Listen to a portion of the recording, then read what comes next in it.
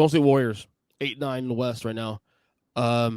They started well, and then Steph missed a couple games here. Clay's struggling this year. Draymond's going to come back from a suspension I think tonight after 5-game suspension. For the choke job, WWE choke job on Rudy Gobert. Now I said before the year started that the Warriors to me didn't feel like a team that was really a title team, and I felt like with the teams like Denver, Phoenix, Lakers, all the stabilized teams, and then the teams that are coming, Minnesota, New Orleans, hypothetically, OKC, Sacramento.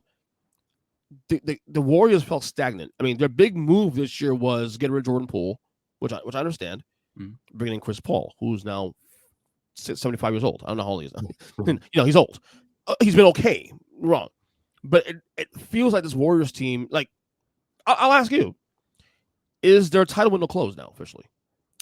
Yes. I mean, I did a radio interview right before the season started, and the first thing the host wanted to talk about was the Warriors because they won a title 2 years ago. They've got Steph. That's the big topic, and I'm like, they're good, and that's fine, but it's like they're super old, and Klay Thompson to me is not the same player that he used to be, and there's just a lot of pressure on Steph Curry being 6'2", 6'3" at 35 years old. To go out there and dominate every night, because I mean, there just isn't a lot of help outside of that. Like Wiggins has not been good. No, he's been really bad.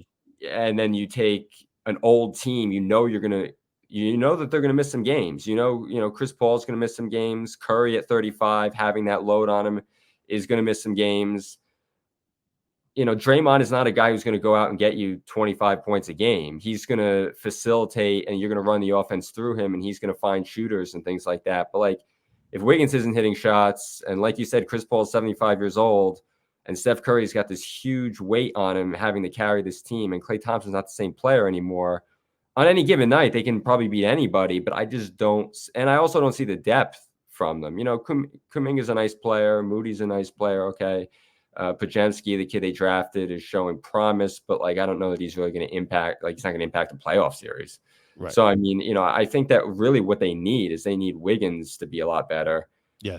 And I mean, of course they need Klay to be better. I mean, like they were talking before, during the summer, before the season even started, about Klay being, Klay wanted a max contract. And I'm like, who in their right mind is giving him that? Let me say right now, a month in, they look smart for not doing that. Yeah, exactly. It's like, look, you can't be sentimental unless you want to set your team back 5 years. And Daryl Morey made the 100% right decision not getting saddled with 4 years and $200 million of James Harden. Because James Harden doesn't look good now. So, I mean, what's he going to look like in 3 years? And same thing with Klay Thompson. Like, we appreciate everything that you've done for us, but you are not, maybe you're a $25, $30 million a year guy if other guys are now making 55 and 60, but you are not, you are not a 4-year, $250 million player anymore. So, and that's partly why I don't think that they can really contend, because when they were great in their heyday, it was the Splash Brothers. Now it's one guy, and then, you get the occasional flash from Thompson.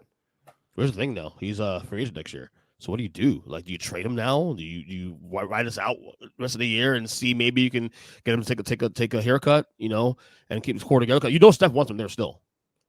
Yeah. The thing is, though, is that, like, who's trading for him? They're seeing the same thing, as the line in No Country for Old Men goes, Yeah. They're seeing the same thing I'm seeing, and it certainly made an impression on me. So, I mean, it's like, what GM is watching him play thinking, oh, yeah, it's a good idea to now trade $30 million in contracts and maybe picks for a guy who we, A, might not be able to re-sign, and B, doesn't seem like the same player anymore. So, I mean, I think that, he's probably going to stay there, and he's probably going to have to take a pay cut because I don't know that there's going to be a huge market outside of that, because who's giving him that money?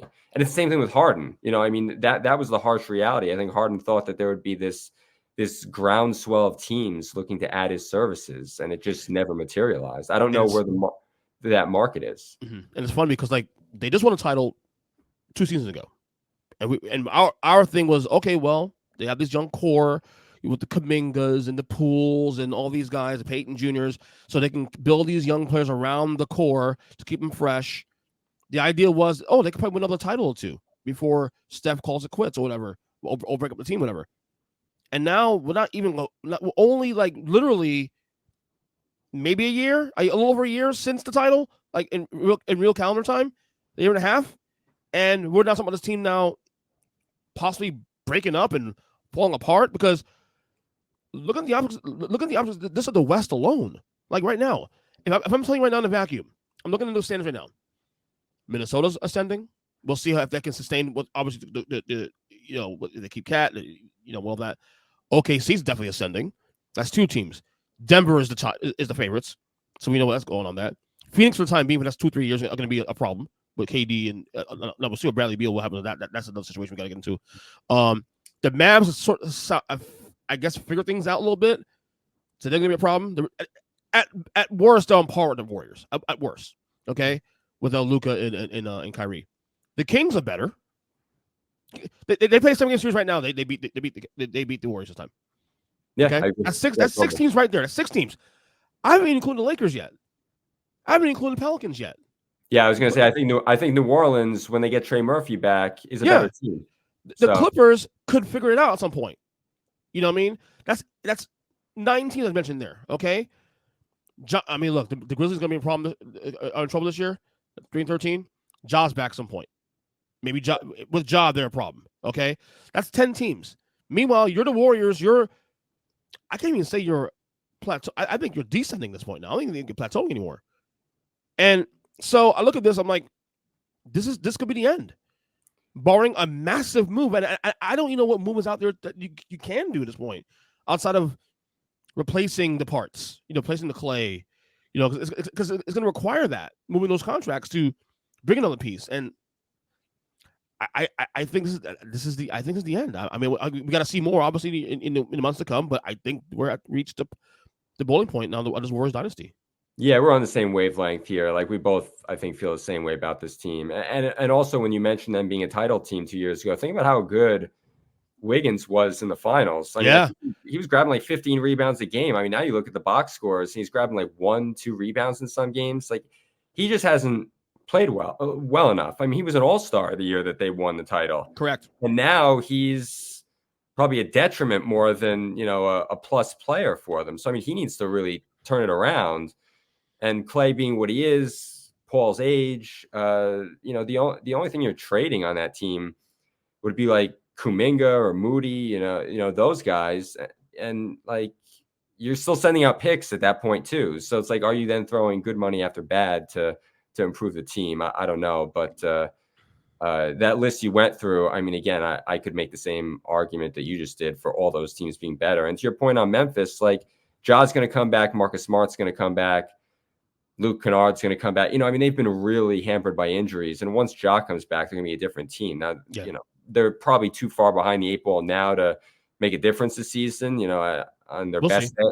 On their best day, they sneak into the play-in. But, I mean, I still wouldn't want to play them in 2 months when they've got John Smart and Desmond Bane and Jaren Jackson Jr., healthy. I wouldn't want to, on a January night, like they can go with that roster, they can beat any team. Even if their record's bad, that doesn't mean that they can't beat a good team on any given night.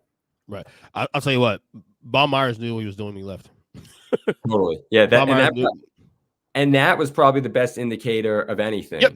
I called it. I called it when it happened. Something's up. Yeah. So, I mean, like when you hear like the Stephen A. Smiths and all the talking heads before the season talking about, don't forget about the Warriors. Don't forget about the Warriors. Kendrick Perkins is on their bandwagon. It's like, look, there's a reason Bob Myers is sitting next to you now. If he felt strongly about this team, he'd still be there. Right. He got out before the reason why he left was because he didn't want to have to make the difficult decisions. He didn't want to have to be the guy to tell Klay Thompson, you're not good enough anymore, or that I'm trading you. He said, let that be somebody else's problem. Let that be Mike Dunleavy's problem. I'm going to leave before those heartbreaking decisions have to be made. There's a lot of sentimentality with the fan base, with those guys, because of all the success they've had. And he didn't want to be responsible for breaking it up. So as soon as he hot-tailed it out of there, that was probably the best indication that we had that things were probably going to take a downturn.